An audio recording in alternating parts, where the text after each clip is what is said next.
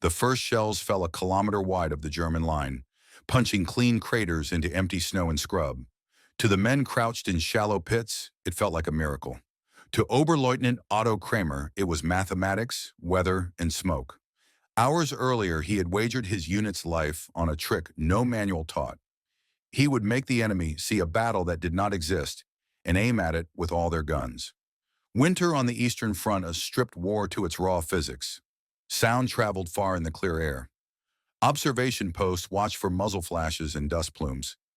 Aerial spotters circled above, radioing corrections to batteries that could hurl steel across 10 kilometers. Kramer commanded barely 80 exhausted infantry with one light field gun, a few mortars, and dwindling ammunition. Counter battery would erase them the moment they fired. Survival meant denying the enemy eyes. He studied the ground the way an engineer reads a drawing. A low ridge ran north-south, broken by a dry gully that curved behind a knoll. The wind at dawn drifted steady from the east at a walking pace. A chill inversion pressed smoke close to the surface, refusing to let it rise. Kramer recognized the gift. Under such a lid, a thin line of smoke could look, from a distance, like the dirty breath of guns and engines. If he could paint the landscape with the right patterns at the right time, enemy observers would swear the Germans were massing on the ridge while the real position lay hidden in the fold of ground behind it. He raided every store, smoke pots from Pioneer crates, oil-soaked straw bundled in wire frames, a drum of spent lubricants, white fog oil siphoned from a broken generator. Even damp brush, piled in trenches cut to precise lengths. His map grew dense with pencil notes, wind vectors, timings, ignition points, intervals between plumes. He walked the ridge at night, placing charges in pots along shallow S-curves that mimicked a battery park and a column of vehicles halting under fire. A line of blackened tins hung in trees to throw glints like sight shields. In the gully, he buried real muzzle flash screens and range flags for his solitary gun and mortars, masked by canvas and snow. Before dawn, the sky was iron gray.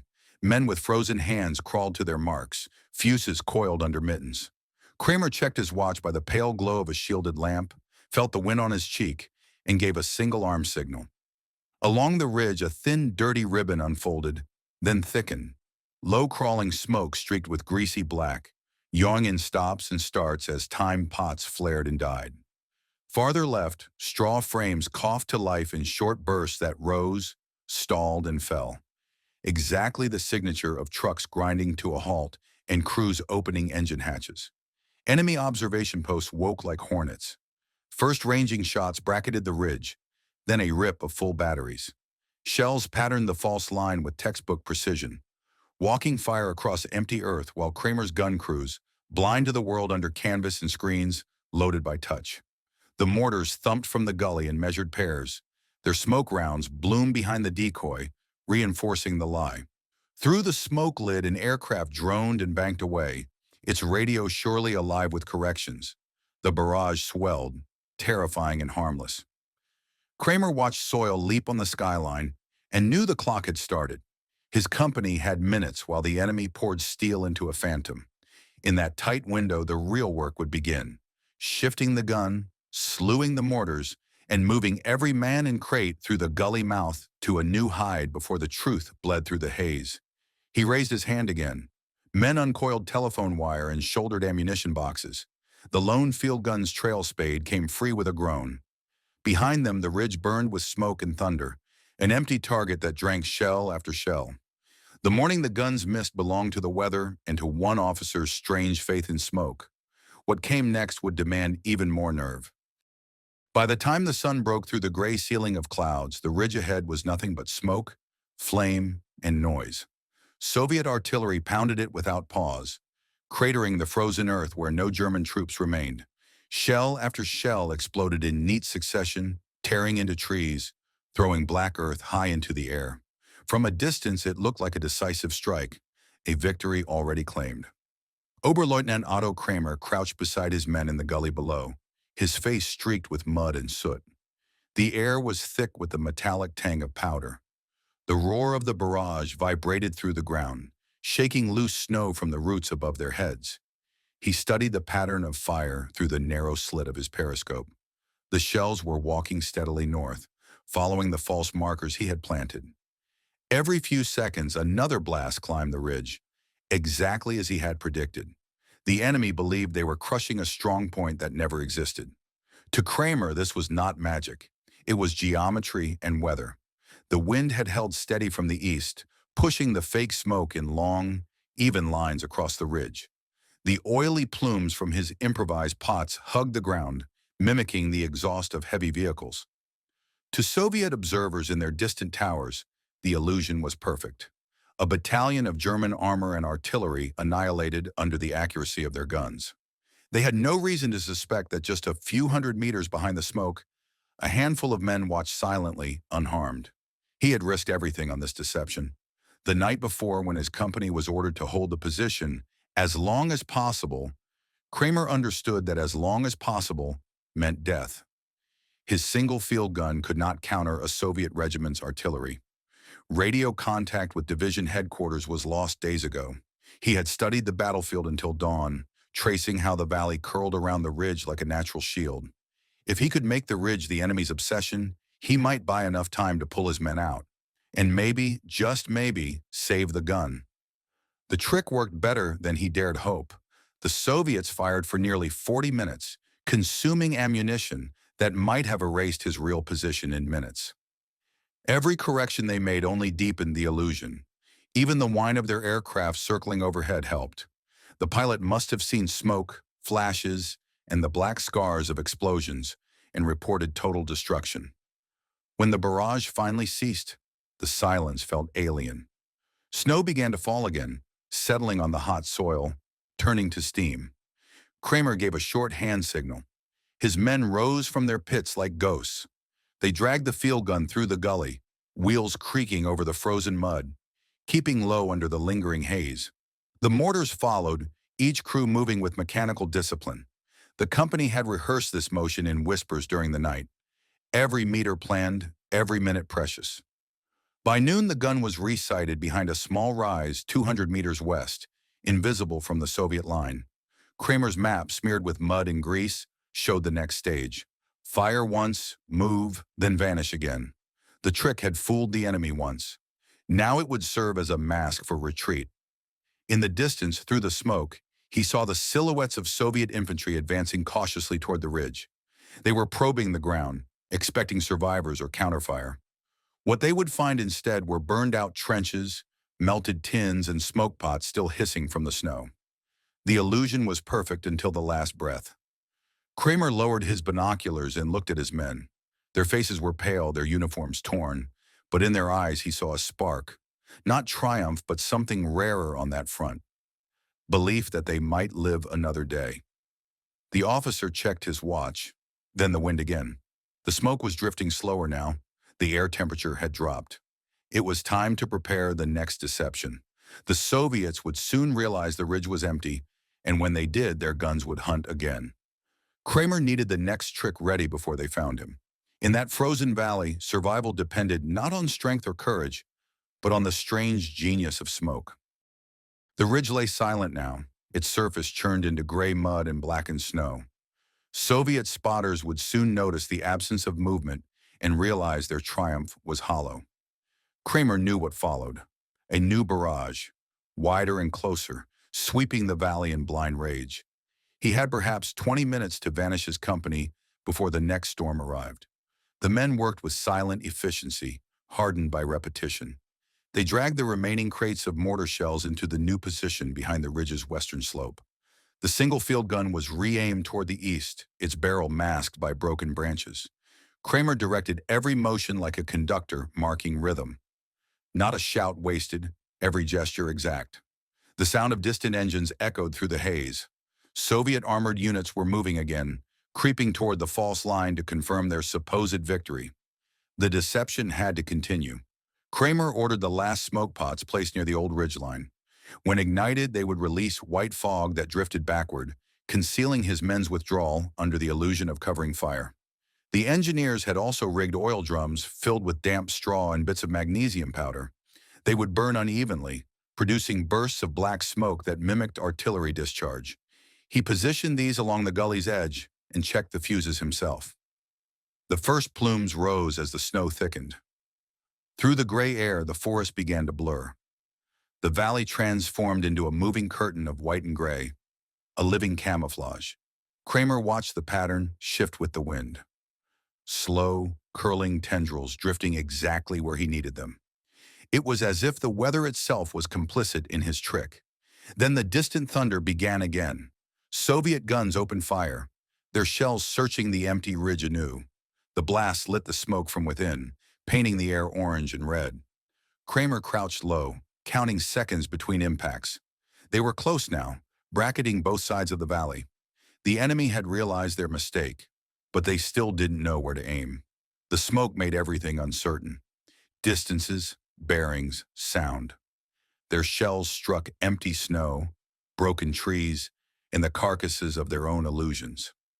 Under cover of this chaos, Kramer's company moved west. The field gun was limbered to a battered half-track that coughed and smoked but still ran. The men advanced in small groups, stepping over frozen roots and craters. Every so often, another shell exploded nearby, shaking loose showers of snow and dirt. None of them spoke. They had long since learned that silence was armor. By mid-afternoon, they reached a dry stream bed lined with willows. Here, the terrain offered natural protection, a shallow cut invisible from Soviet observation posts. Kramer ordered the men to halt and disperse along the banks. The field gun was unhitched and concealed beneath branches. They were now a kilometer from their original position, still within range to harass the enemy, but safely masked by terrain and smoke. He climbed the stream's edge to look back. Through binoculars, the ridge appeared as a boiling wall of mist and fire. Soviet troops were advancing cautiously, their shapes flickering between bursts of flame. Every movement they made, every step into that wasteland, fed Kramer's plan. They would report contact, call for new fire, and once again rain destruction upon their own coordinates. The officer lowered his binoculars. The trick was working better than he could have hoped. His small company, practically invisible, had become a phantom division in the Soviet reports. An enemy that refused to die because it had never been there. As the day faded into a steel-colored dusk, Kramer allowed himself a moment of rest. He leaned against a frost-covered log, the faint warmth of battle still glowing across the horizon. Around him, his men sat silently, too exhausted even to speak. The cold crept in with the evening wind, but none dared light a fire. He took out his small notebook and made brief notes. Wind direction, shell patterns, timing of detonations. To him, every detail mattered. This wasn't just survival, it was experiment and proof. In the chaos of war, deception had become his most precise weapon. When night came fully, the last sounds of Soviet artillery faded to the east. The snow fell thicker now, settling gently over the dead and the living alike, erasing tracks and memories. Kramer closed his notebook and stared into the darkness, already planning what the next sunrise would demand. The smoke had saved them today. Tomorrow it might have to perform another miracle. Night swallowed the valley, and the snow turned the ruins into something almost peaceful. The distant gunfire faded, replaced by the faint rustle of falling flakes against twisted metal. For a few hours, the Eastern Front seemed to pause its endless rhythm of destruction. But beneath the calm, Oberleutnant Otto Kramer was already preparing for the next illusion. The company had survived the day, yet survival on that front meant little without movement. Still cut off from the main line, they had to appear larger, stronger, and closer than they truly were. Kramer's mind worked through calculations even as exhaustion dulled his body. He understood that the Soviets, believing they had wiped out a full German battery, would likely shift their artillery toward the west, searching for what they thought were scattered survivors. If he could control what they saw, he could lead their guns wherever he wished. Before dawn, the men began to build again. Using scraps of torn canvas, twisted branches, and broken wheels, they constructed silhouettes that looked like gun carriages and command posts. Smoke pots were buried shallow in the snow, arranged in clusters that, when ignited, would simulate the heat and haze of firing artillery. The men, hardened by fatigue, worked silently, their breath steaming in the frigid air. By sunrise, the landscape was ready. From the air, it would look like a reformed German battery, battered but still fighting. Kramer positioned his single reel gun deep within the stream bed, completely hidden under netting and snow. The rest was theater. When the first Soviet reconnaissance plane buzzed overhead, the illusion was already alive. The smoke pots hissed, sending steady streams of gray and brown haze into the still air. Patches of burned brush added darker streaks, creating the impression of recent fire. Through binoculars, Kramer saw the aircraft make two low passes before banking away. That was enough. The report would go out. German artillery had regrouped and resumed firing. Hours later, the first shells came. They landed several hundred meters north of the decoy, adjusting slowly. Kramer's eyes followed the pattern, reading the Soviet corrections. He realized they were trying to hit the fake battery, the same empty ground his men had shaped with their hands that morning. Each explosion that missed them by 100 meters was confirmation of his success. He ordered the field gun to return fire with a single shell. Just one. The weapon thundered, sending a flash through the smoke. A small, deliberate answer to the enemy's roar. Almost immediately, the Soviet barrage intensified, converging on the false line. The smoke thickened, the ground shook, but the stream bed where his men lay remained untouched. As the shells fell, Kramer felt the same mixture of terror and awe he had felt the first time he had used smoke as a shield. It was strange, almost unnatural, to fight without fighting, to turn the enemy's strength against itself through nothing but air and illusion. Yet here in the freezing wasteland of the Eastern Front, it worked. The Soviets, disciplined and relentless, relied on sight and mathematics. Kramer fed them both. False targets, false maps, false victories. By midday, the barrage began to fade.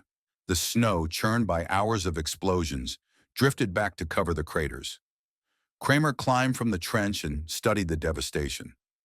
Nothing real had been lost. The enemy had fired thousands of shells, expending resources and time, while his small company had not suffered a single new casualty. Around him, the men began to stir from their hiding places. Their faces were streaked with soot and snow, eyes blinking against the pale light. They were too tired to celebrate, but the relief showed in every movement. Some leaned on their rifles, others simply stood and stared at the smoke still curling over the decoy ridge. Kramer checked his map again. Every false shot and every plume of smoke had meaning.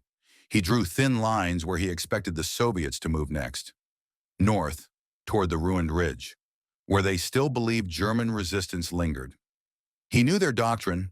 Once they advanced to confirm destruction, their artillery would pause and their infantry would enter the open.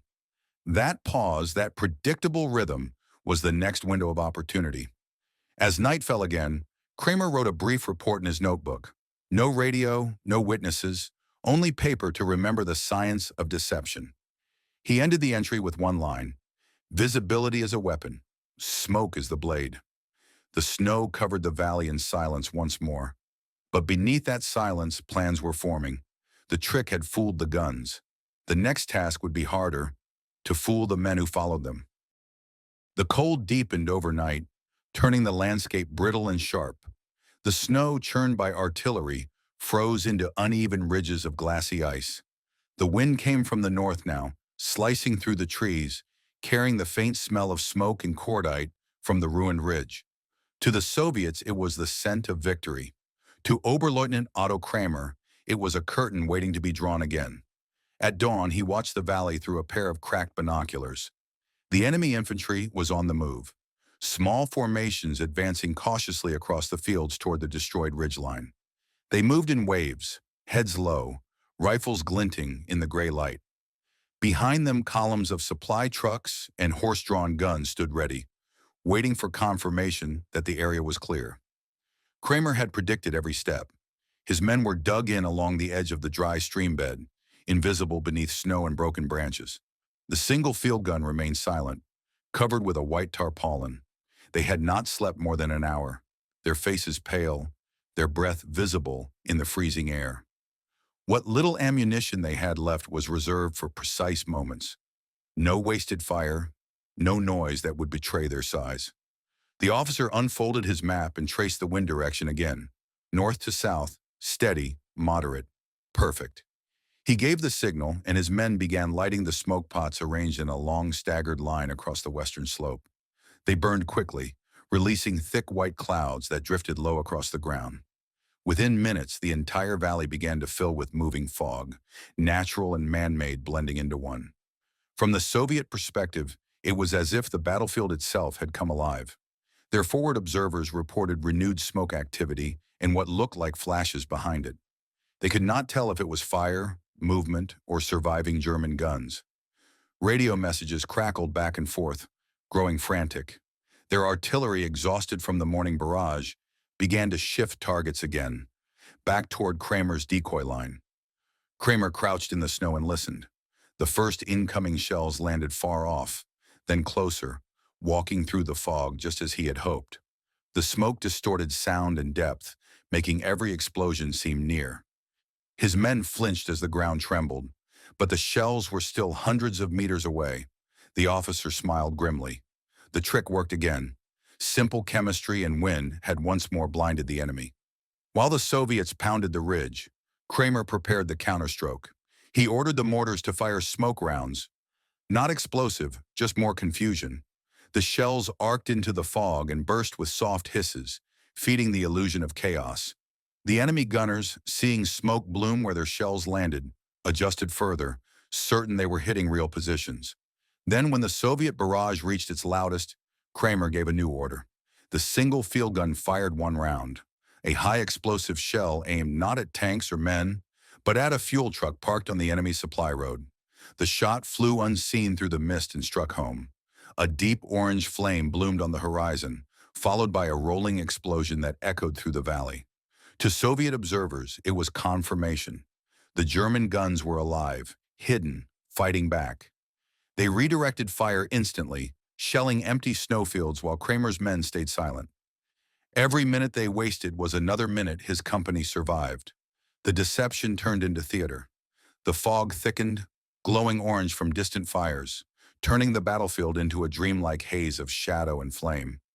Soviet infantry halted, unsure whether to advance or dig in. Officers shouted orders that vanished into the wind. By late afternoon, the artillery finally ceased. The silence was immense, heavy, almost unreal. Kramer rose from his position and looked across the valley. The ridge, still smoking, had become a monument to nothing. The Soviets had destroyed their own illusion twice in one day. The men around him were too tired to celebrate. They sat where they were, shoulders hunched, rifles resting on their knees. Some had frost on their eyebrows, others on their gloves. But in their exhaustion, there was a quiet pride, a belief in their officers' strange genius. Kramer did not rest. He marked every shift of wind, every delay in artillery response, every observation that could refine the pattern. The trick was not luck anymore. It was precision. He had turned smoke into a weapon sharper than any blade, a mirror that bent the enemy's gaze away from truth. As darkness fell again, he stared into the fog still drifting over the fields. It hid the enemy. It hid his men. It hid the thin line between survival and annihilation. Somewhere beyond that haze, the Soviet guns were already adjusting for tomorrow. Kramer knew they would return, angrier and more determined. The question was whether he could make the mist lie one more time. When morning broke, it came with a dull, yellow light that seemed to bleed through the fog rather than chase it away. The snow had stopped falling, but the air was thick, heavy with the residue of powder and burned oil. From the eastern horizon came the first low rumble. Soviet artillery preparing once more to erase what they believed were the last German holdouts in the valley. Oberleutnant Otto Kramer stood beside his concealed gun, his breath forming faint ghosts in the cold. His coat was stiff with frost, his hands raw from the night's work. He had barely slept, instead walking the perimeter again and again, adjusting the placement of smoke pots and flares, checking that every fuse, every signal wire, was ready.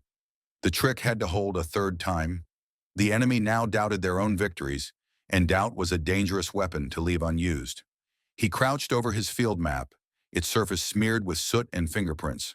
The Soviets would follow doctrine, a new barrage wider than before, then a probing advance under cover of armor.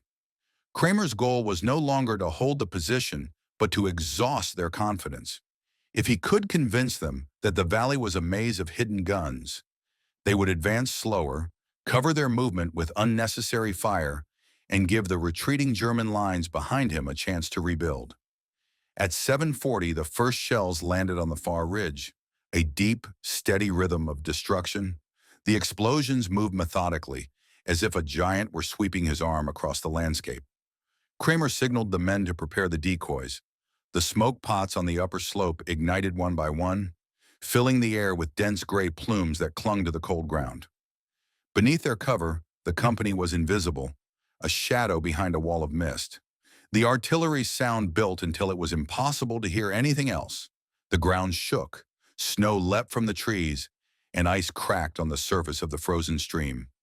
Kramer steadied himself against the recoil of sound, counting each detonation like a clock. When the 50th shell fell, he gave a brief nod. That was the signal. A soldier pulled a lanyard connected to a fuse wire. Across the slope, a row of fuel drums filled with soaked hay erupted into thick black smoke. It rose fast, spreading unevenly through the gray fog, giving the illusion of burning trucks and collapsing positions. Within seconds, the entire valley looked alive. Flashes and haze and rolling clouds of darkness. From the enemy's side, it must have looked like a massacre. Soviet spotters radioed corrections, tightening their fire on the empty ridge. The air trembled with every impact, but the shells continued to fall hundreds of meters away from Kramer's real position. His company, huddled behind the bend of the stream bed, remained untouched. When the barrage slowed, Kramer acted. He ordered the mortars to fire smoke rounds into the northern slope. False counterfire to suggest that another German battery had joined the fight. Then his single field gun spoke once more. The crew, their faces pale and expressionless, loaded and fired 3 shells in rapid sequence, each aimed into open fields far to the east. The Soviet observers would see only muzzle flashes through the haze and report multiple gun positions. The response came instantly. The enemy widened their bombardment, wasting hundreds more shells on phantom targets. Kramer lowered his binoculars. The trick was complete. The Soviets were now fighting ghosts. Every correction they made only deepened the illusion of a larger, coordinated German defense. Hours later, as the last echoes of artillery faded, Kramer walked the perimeter with slow, deliberate steps. The snow around him was pocked with small craters from stray shrapnel, but his men were safe. The ridge still smoked. The fog still drifted. Nothing real had been lost. His soldiers emerged one by one from their dugouts. Their faces were drawn, their eyes red from the fumes, but in their exhaustion was a fierce pride. They had endured another day under the storm. A handful of men had fooled an army again. Kramer took off his helmet and wiped soot from his brow. He glanced east, where faint lights flickered along the Soviet lines. They were still searching, still firing at shapes in the mist. The war had become a battle of shadows, and in shadows he ruled. As evening came, the valley fell quiet once more. Snow began to drift over the wrecked ground, softening its edges, erasing signs of what was real and what was not. The men huddled for warmth, their breath steaming in the cold air. Kramer opened his notebook and wrote a single line under the day's entry. "The enemy trusts their eyes. We trust the wind." He closed it, staring out over the battlefield as the last light faded. The smoke still hung low over the valley, slowly turning silver in the moonlight. It looked almost peaceful, as if war itself had paused to admire its own deception. By the 7th day in the valley, the lines between illusion and truth had blurred beyond recognition. The battlefield was a landscape of ghostly shapes, smoke rising from nowhere, burned craters marking empty positions, shattered trees leaning like specters over the snow. The air carried the sour tang of spent powder and scorched fuel. What once had been a clear ridge and open field was now a vast, gray labyrinth that belonged to no one and everyone at once. Oberleutnant Otto Kramer had turned this ruin into a fortress of confusion. The Soviets had shelled it 4 times in 3 days and still hadn't realized that the German force opposing them was little more than a single company. Their reports spoke of a delaying regiment with multiple batteries, suggesting entrenched defenses covering a wide front. In truth, Kramer commanded barely 60 men, 1 field gun, and 2 mortars, and the rest was smoke and mirrors. At dawn, a biting wind swept through the valley, scattering the last of the fog. For a few brief hours, visibility returned. Kramer stood at the edge of the frozen stream, scanning the horizon with his binoculars. He saw Soviet movement, engineers, armored cars, infantry columns advancing behind tanks. They were cautious, expecting ambushes in every shadow. The deception had succeeded too well. Even their confidence was eroding. The officer lowered his binoculars and studied the wind direction once more. South to north, dry, steady, strong enough to carry smoke across the open fields. Perfect. He signaled his men to begin. They worked quickly, silent and precise. Smoke pots were placed along shallow trenches, fueled with a mix of tar, straw, and diesel. The mortarmen prepared their smoke shells, adjusting for wind drift. Kramer checked the timing with his pocket watch, the tick of its second hand steady against the distant thunder of artillery. At exactly 8:15, he gave the signal. A curtain of smoke began to rise from the southern slope, rolling low across the fields. The wind caught it, spreading it wide like a slow-moving tide. Through the haze, flashes of light flickered, reflections from mirrors set in empty helmets and broken glass bottles. To Soviet observers, it looked like movement, a mass of advancing German infantry under cover of smoke. Within minutes, the Soviet guns opened up again, blanketing the southern fields with high explosive fire. The ground trembled, the air filled with dust and snow. Kramer watched as the enemy spent its fury against the false advance. He could almost feel the rhythm now, as if he were conducting their artillery himself. The tempo of destruction orchestrated by his invisible hand. When the barrage reached its height, Kramer gave another order. His men fired a single mortar salvo from the opposite side of the valley, striking near the Soviet forward positions. The effect was immediate and brutal. Believing they were under enfilade fire, the Soviets redirected part of their artillery toward their own flank. Smoke and confusion folded over one another until the battlefield became senseless chaos. From his trench, Kramer listened to the symphony he had composed. Explosions answering each other, enemy guns firing into their own cover, men shouting orders lost in the roar. Every minute the Soviets spent fighting phantoms was another minute his soldiers could rest, reload, and survive. By mid-morning, the smoke had thickened to the point that visibility dropped to less than 20 meters. The entire valley became a gray void. Kramer's men crouched in silence, their faces ghostly white beneath the drifting haze. They could hear the Soviet tanks clanking forward, blind, firing at shadows. Shells screamed overhead, hitting nothing but snow and stone. It was then that Kramer understood the full power of what he had created. The enemy's technology, their rangefinders, their maps, their perfect calculations, were useless inside this fog of deception. In the absence of vision, everything depended on imagination, and imagination was a weapon he controlled completely. As the day dragged on, the smoke began to thin. The Soviet guns fell silent one by one. The wind shifted east, carrying the last veils of haze across the burned forest. Kramer climbed from his trench and surveyed the result. The southern slope was cratered beyond recognition, but untouched where it mattered. His real positions were intact, hidden beneath the still air like secrets buried in snow. His men emerged slowly, blinking into the pale afternoon light. Some coughed from the fumes, others limped from strain and cold, but they were alive. Every shell that missed them had been one they didn't have to face directly. Kramer wrote again in his notebook, his handwriting tight and deliberate despite frozen fingers. Smoke is not concealment, it is command. By the next morning, Kramer knew the deception had to evolve. The Soviets were adapting. They had grown wary of smoke that lingered too long, of targets that did not bleed. If they could not locate the Germans, they would simply move around the valley and crush them from both sides. To survive again, Kramer would have to turn the entire battlefield into a lie, one so convincing that even retreat would become an illusion. The snow had hardened overnight into a crust of ice that cracked under each step. Kramer moved among his men, inspecting their faces in the pale dawn light. They were ghosts now, hollow-eyed, exhausted, wrapped in tattered coats stiff with soot and frost. Yet every man still obeyed his quiet, clipped gestures without hesitation. They had seen the impossible more than once. Their officers' smoke magic, as they called it under their breath, had become the only reason they still breathed. Kramer unfolded his map on the hood of a half-buried truck. His plan was drawn in fine pencil lines. Arrows, timing marks, fuses. It was not a retreat, but a performance. They would make the Soviets believe the Germans were withdrawing west under fire. The enemy would follow the trail of smoke and sound into empty ground, while Kramer's men slipped into the hills to the north, vanishing entirely from the field. The trick began before sunrise.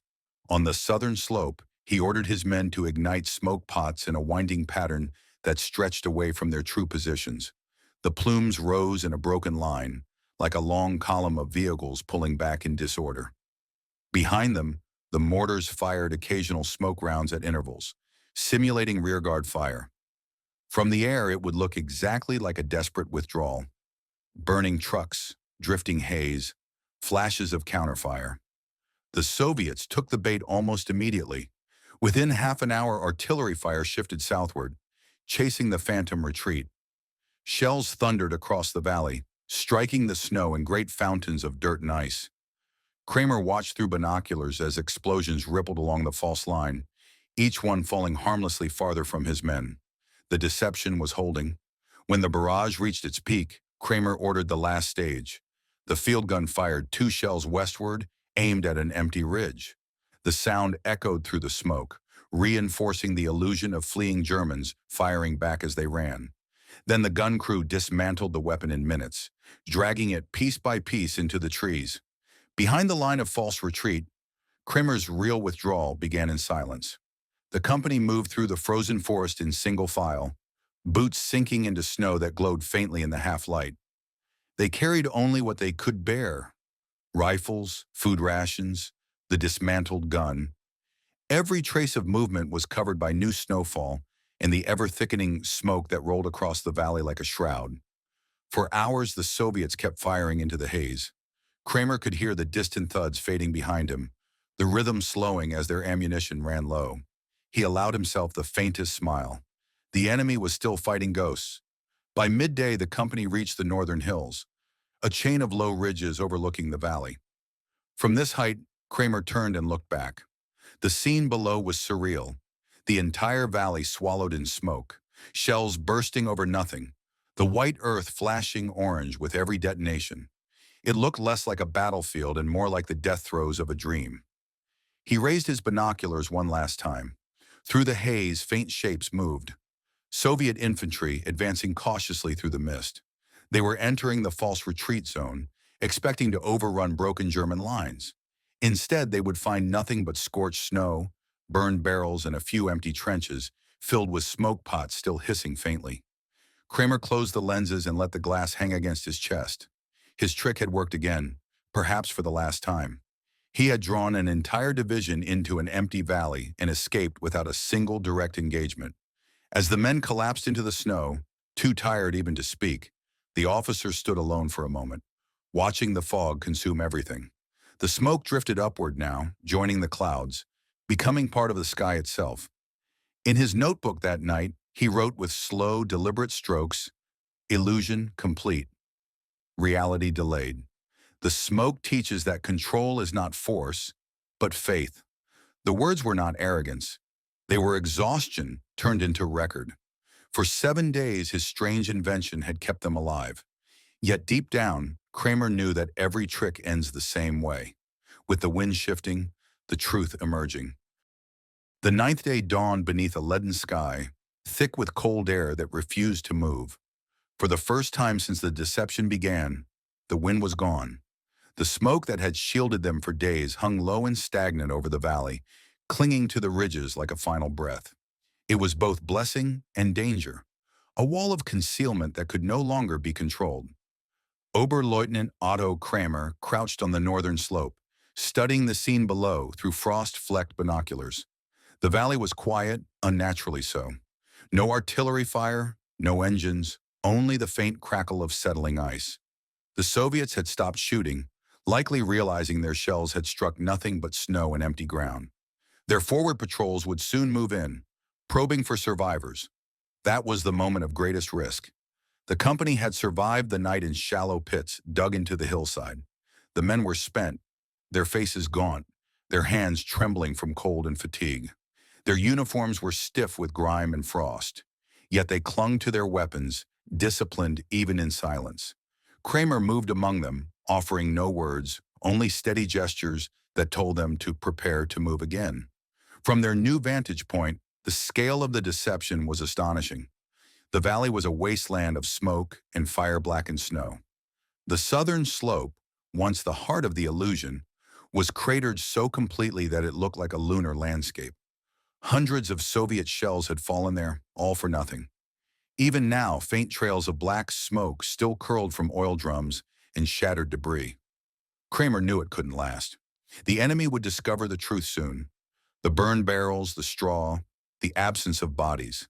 And when they did, their fury would return with precision. His men had to disappear entirely before that happened.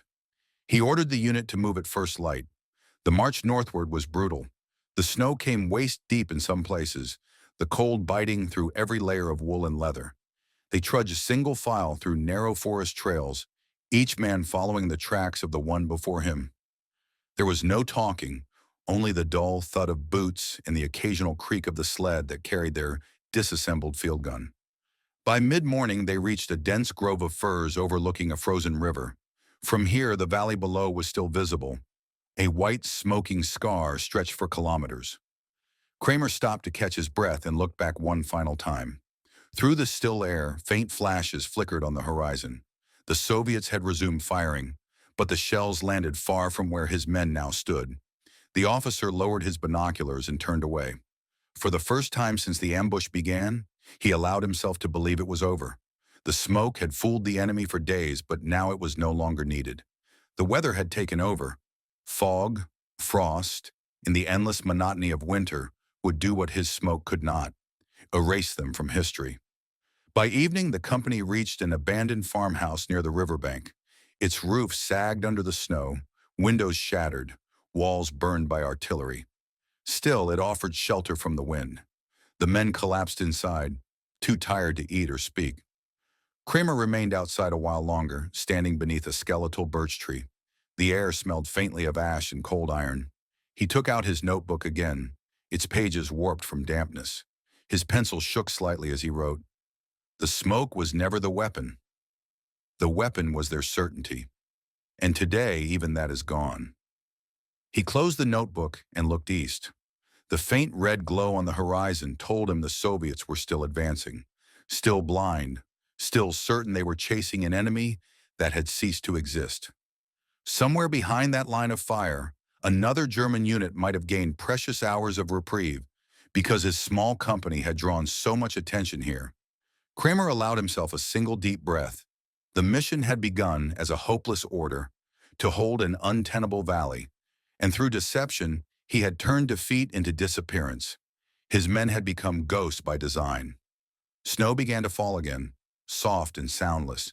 The flakes landed gently on his helmet, his shoulders, the abandoned gun beside him. Within minutes, the tracks leading to the farmhouse vanished. The land erased all proof that they had ever been there. As night fell, Kramer stepped inside and closed the broken door. The smoke from the valley no longer reached this far. For the first time in days, the air was clear, painfully, beautifully clear. But in that clarity came a strange emptiness, a silence so complete it felt like standing outside time itself. For a moment, Kramer almost missed the fog, the shifting, deceptive veil that had hidden death behind its curtain. The war beyond the valley still raged, but here, in this forgotten hollow, the smoke had done its final work. It had fooled not only the enemy, but the very world into forgetting. By dawn on the 10th day, the valley was gone. Not destroyed, but transformed, swallowed by snow and silence, until it looked like it had never been touched by war. The craters were buried, the burned timber sealed beneath ice, the black scars softened by drifting powder. It was as if the land itself had erased Kramer's deception, returning to a white emptiness no shell could scar. Oberleutnant Otto Kramer stood at the edge of the forest, his overcoat stiff with frost. Behind him, his men were packing their final supplies, ready to march west. The retreat orders had finally come through a crackling field phone late in the night, confirming what Kramer had already decided. The front had shifted. The valley no longer mattered. What mattered was that his company, battered, frozen, but alive, would rejoin the regiment and fight again. He looked one last time toward the horizon where the smoke used to rise. There was nothing now but a thin band of mist hovering over the snow, faint and fragile, like a memory refusing to die. Somewhere beyond that horizon, the Soviets would be advancing again, certain they had crushed another German battalion days before. They would find empty trenches, cold fires, and the strange chemical stench of smoke. They would never know that what they had fought was an idea, a ghost conjured by wind and timing. The men began to move in single file through the trees, their shapes blurring in the white air. The half-track dragged the disassembled field gun behind it, wheels crunching over the crusted snow. No one spoke. There was nothing left to say. Kramer lingered a moment longer, his eyes on the valley below. In his mind, he could still see the sequence of events as if it were unfolding again. The first flare of smoke pots, the rhythm of the shells, the trembling earth beneath his boots, the strange stillness that followed every storm.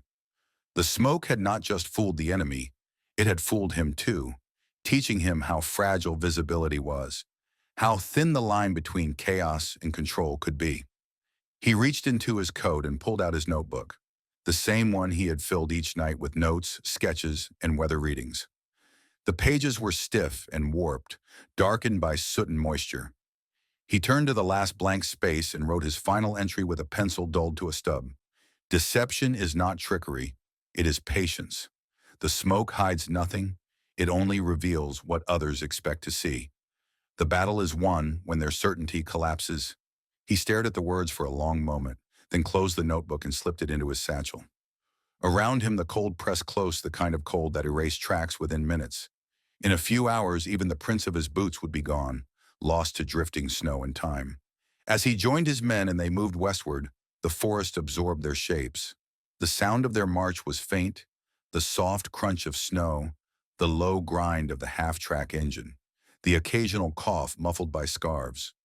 The rising sun cast long shadows across the white ground, painting fleeting patterns that vanished as quickly as they appeared. Behind them, the last traces of smoke rose faintly from the valley, thin ribbons twisting into the air. From a distance, it looked almost alive, like the spirit of the battle refusing to fade. Then the wind shifted, catching the smoke and tearing it apart, scattering it into the pale sky until it was gone. By midday, the company reached higher ground. The men stopped briefly to rest, their breath clouding in the icy air. From there, Kramer could see far across the snow-covered plains, endless white, silent and vast. He thought of how much effort had gone into hiding within that silence, how the illusion of emptiness had become their greatest defense. No medals would ever be given for what they had done. No report would describe it as victory. To the army, it would be another forgotten skirmish, a minor delay in the chaos of retreat. But to those who had lived it, it was something far greater. It was proof that intelligence, timing, and faith in the unseen could defy brute strength. As the column resumed its march, Kramer looked once more to the east. He imagined the Soviets combing through the valley, puzzled by what they found: no enemy, no bodies, just the faint scent of burned oil and the black ghosts of smoke stains frozen into the snow. They would never understand that what defeated them was not an army, but an absence. He turned away, the crunch of snow fading beneath his boots. The forest swallowed the last man, and with him, the story of a strange battle fought with smoke and silence. By nightfall, the wind returned at last, sweeping through the valley and lifting what little haze remained. The air cleared completely, revealing only untouched snow and pale moonlight. The illusion was gone, the battlefield reborn into stillness. If you enjoyed this video, don't forget to like, comment, and subscribe for more World War II stories.